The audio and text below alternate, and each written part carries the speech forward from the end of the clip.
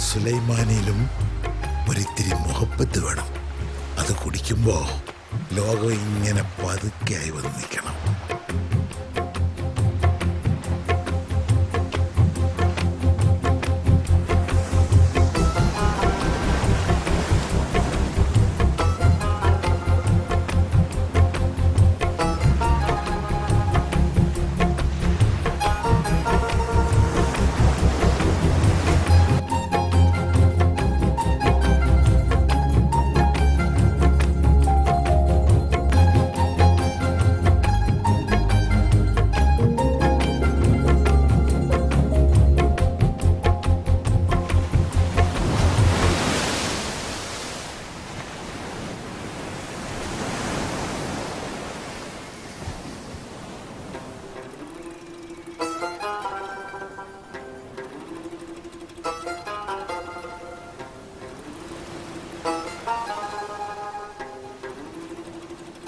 ഉപ്പ, നിങ്ങളുടെ മോഹത്തിന് കഥ പറഞ്ഞുതരോ? ഉപ്പുപ്പാക്ക് മുഹബത്തുണ്ടായിരുന്നെന്ന് അനക്കെന്താ ഉറപ്പ്? അത് സുലൈമാനി കുടിച്ച ആൾക്കല്ലേ എന്റെ രുചി അറിയാവുള്ളൂ.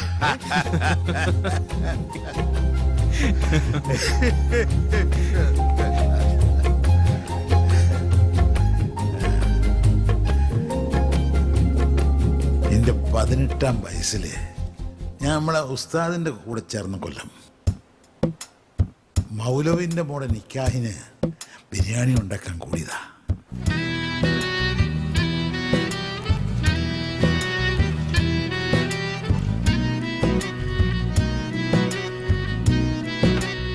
ബിരിയാണി ചെമ്പിന്ന് കണ്ണു തെറ്റിയപ്പോ ജനവാതിൽ ഒരു ഹൂറീനെ കണ്ടു, കൂട്ടിലടച്ച കിളിയെ പോലെ. വാതിലിൽ ആ വാതിലിൽ കാതോർത്തു നീ നിന്നില്ലേ, പാതിയിൽ പാടാത്തൊരാത്തേനൂരിടും മിഷലായി ഞാൻ. വാതിലിൽ ആ വാതിലിൽ കാതോർത്തു നീ നിന്നില്ലേ, പാതിയിൽ പാടാത്തൊരാത്തേനൂരിടും മിഷലായി ഞാൻ. ചെഞ്ചുണ്ടിൽ ചെഞ്ചുണ്ടിൽ ചെഞ്ചുണ്ടിൽ ചേർന്നു, ചെഞ്ചുണ്ടിൽ ചെഞ്ചുണ്ടിൽ ചെഞ്ചുണ്ടിൽ ചേർന്നു. എന്റെ നെഞ്ചില് എന്തോ ഒന്ന് വല്ലാതെ പടയ്ക്കാൻ തുടങ്ങി. അതുവരെ ഉണ്ടായതെല്ലാം ആ നിമിഷത്തിലേക്ക് വന്നു നിന്ന പോലെ. ആരായിരുന്നു അത്? മൗലവിന്റെ മോള്. ഓടെ നിക്കാഹിനല്ലേ അന്ന് ഞാൻ ബിരിയാണി വെക്കാൻ പോയത്.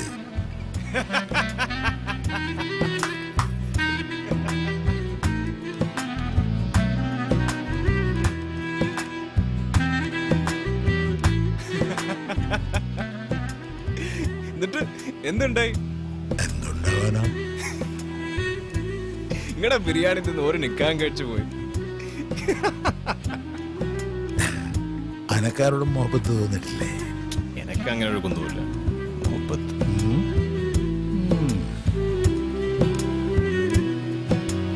കാണാൻ ഓരോ വഴി തേടി കാണും നേരം വിഴിമൂടി. ഓമലേ നിന്നീലയോ നാണമായി വഴുതിയിലയോ, പുന്നാരം ചൊരിയുമളവിലവളിളകി മറിയുമൊരു കടലായി.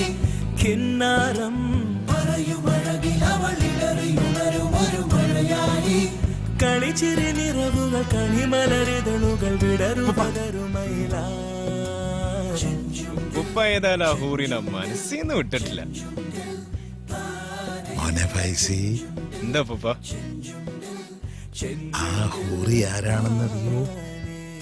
വാതിലിൽ കാതോർത്തി നിന്നില്ലേ, പാതിയിൽ പാടാത്തൊരാത്തേനൂരിടും ഇശലായി ഞാൻ. വാതിലിൽ ആ വാതിലിൽ കാതോർത്തു നീ നിന്നില്ലേ, പാതിയിൽ പാടാത്തൊരാത്തേനൂരിടും ഇശലായി